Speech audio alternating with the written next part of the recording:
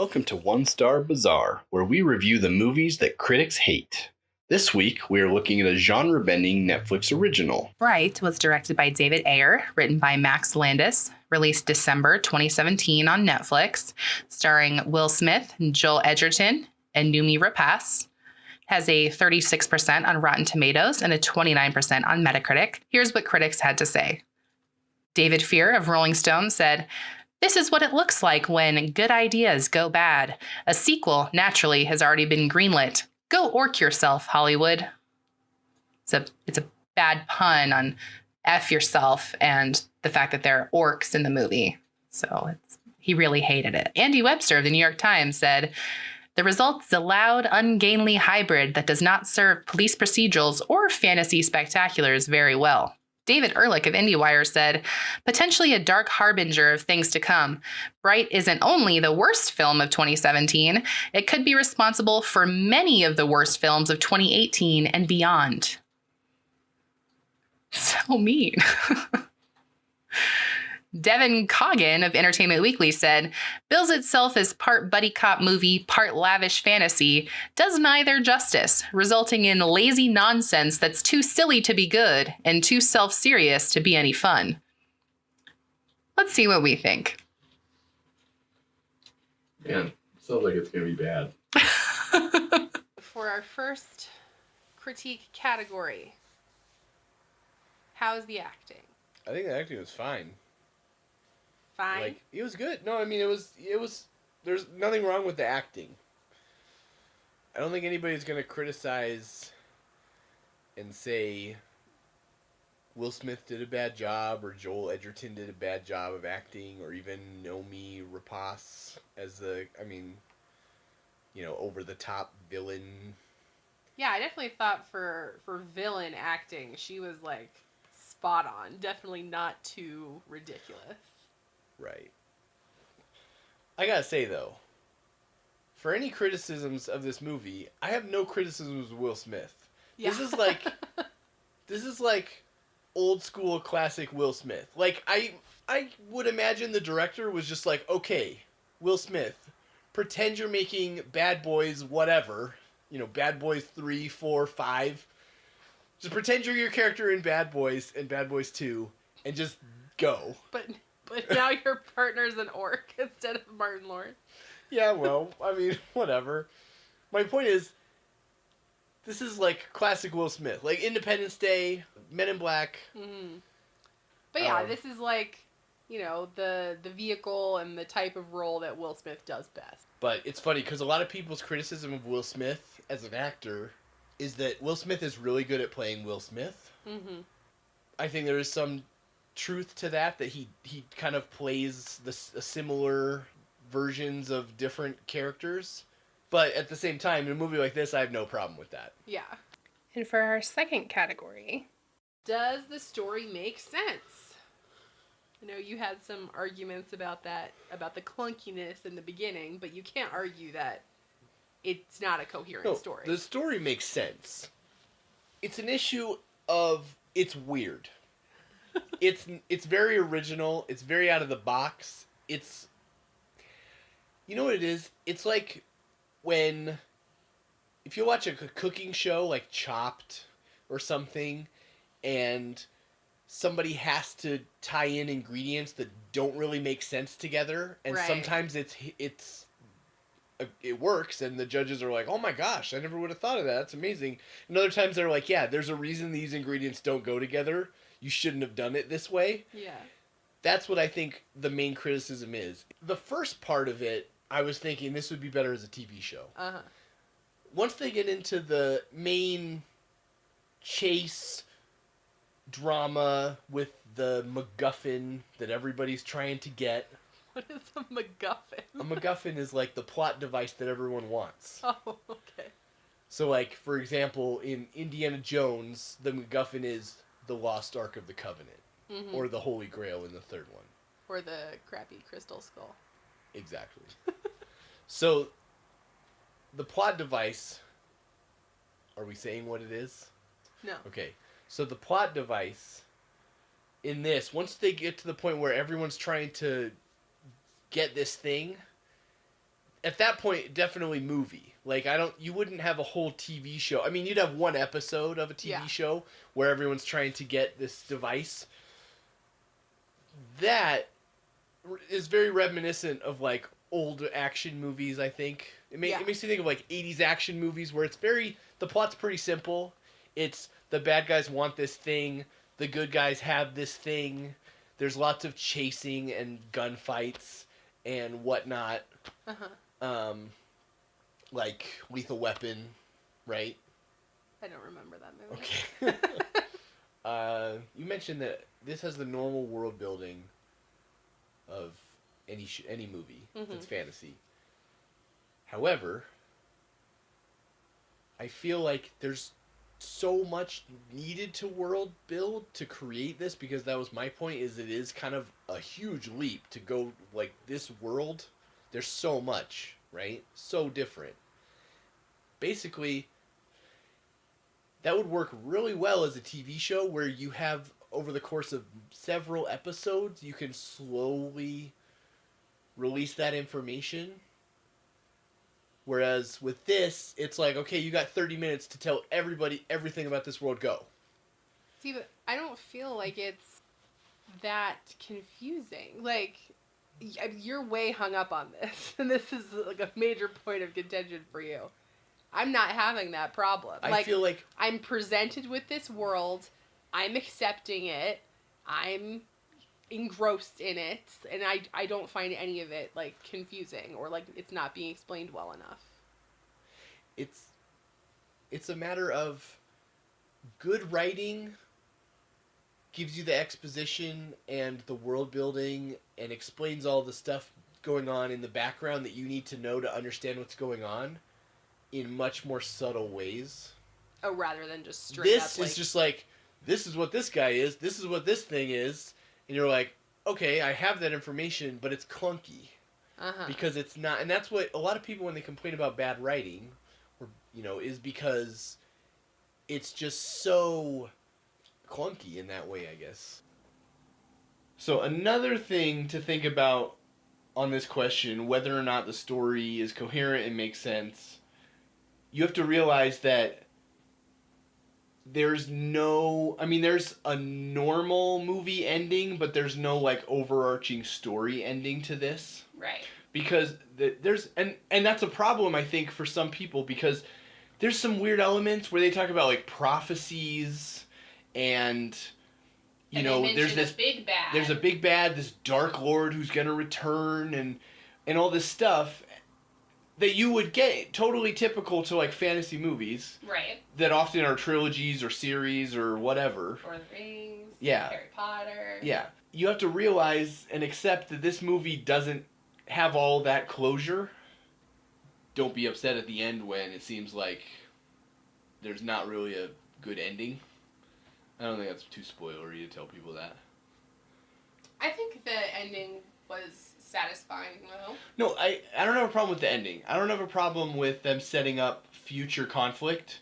What I have a problem with is certain elements of what's going to be important later on that just seem weird and out of place in this movie. The story overall is coherent, but there's certain elements that definitely you're like, what? Exposition. You're either explain it fully so that when you get to a point, it's like a twist. You can't have a twist where you didn't give clues that could be the case later on. Like in The Snowman, where they didn't give any clues whatsoever. Exactly. So moving on then, I feel like what we're talking about kind of fits into that. So is the movie engaging, and do we care what's happening? I know there were parts I got chills. I was like, oh, this is awesome. Mm-hmm. What do you think? It's coherent. Entertaining. It's entertaining. It's got not going to laughs. be everyone's cup of tea. It's got explosion. Yes. It is all those things. I still feel like I can understand the criticisms of it because I do think it was jumping around a lot. It wasn't sure. Like, for the first half, you have this whole, like, is it like a weird, diatribe about current race relations in our country and police brutality and all the stuff that keeps happening. That's true. There definitely was that. All the stuff that you see in the news like every week about shootings and racial stuff And police corruption. And then the second half, it was just like typical, like fun action chase sequence. Like keep the bad guys from getting the MacGuffin. The MacGuffin. If they had, instead of making this a weird fantasy world, if they had just made it our world today where somehow ancient magic has resurfaced story or setup for the story. If they had done that, maybe critics wouldn't have hated it so much. They would have just been like, oh, it's a dumb movie, but whatever. We've seen this before. It's the same dumb movie we've seen. Yeah. Versus, I don't know, maybe some people were offended at the idea of them trying to mix in those themes. Well, and I don't think that's a bad thing, though. I think that putting this sort of fantasy element in a familiar situation in a familiar world helps make it more understandable and more relatable and kind of easier to digest fantasy when it is kind of in those familiar settings, even though it's more outlandish than reality. All right, so our last category is when it was over, was it an enjoyable movie-going experience? Or did we wish we had not watched? It was enjoyable. It was definitely enjoyable. It was fine. I wasn't like, oh my gosh, I can't wait for this to be over. And there were definitely parts where I feel like you, like especially in the beginning, you got so caught up on like the logistics of the world, and I feel like I got caught up, or people? Okay. You got caught up. Yeah. Which might have been one of the criticisms that the people did have of the movie is, trying to come at it from that sort of analytical perspective versus, like, this is a popcorn movie. This is a traditional, like, you sit down, you get immersed in a different world for 2 hours. I do wonder what would have happened if this had been released in theaters, But I mean, at the same time, maybe they figured nobody's gonna watch it because everybody knows, oh, it'll be on Netflix in 2 months. I'll just wait. I'm gonna save my $20. Whereas with normal movies, you never know if Netflix is gonna get it or not because you're going, oh well, maybe it'll be on HBO later. Maybe it'll be on Netflix. I mean, we've had movies where we go, oh, I'd like to see that, but I'll wait until it's streaming somewhere. And it's like a year later, you're like, holy crap, did that never come onto anything? And then all of a sudden it pops up on HBO the next week, and you're like, oh man, that was a long time to wait. What I find interesting is, so this was directed by David Ayer. Yes. Starring Will Smith. Yes. Also, David Ayer and Will Smith did Suicide Squad. Yes. Which I think Both- everyone agreed was bad. Both have a 26-27% on Rotten Tomatoes. Suicide Squad's 27, this is 26. This movie was definitely better than Suicide Squad, in my opinion. Would you agree? Oh, yeah. No, way better. It was weirder. Was it, though? Was it any weirder? I mean, okay, I guess if you had told me this was based on a comic book, then it wouldn't be weirder, but maybe it is. I don't know who came up with the story. I don't think it's weirder. I think Suicide Squad had a lot of failings in the plot section, much more than this movie did. Well, Suicide Squad also had a lot of failings in the acting section, and this movie didn't really have that issue. So you have a critic review somewhere. Yes. Where the guy said this is the worst movie of 2017. Yes.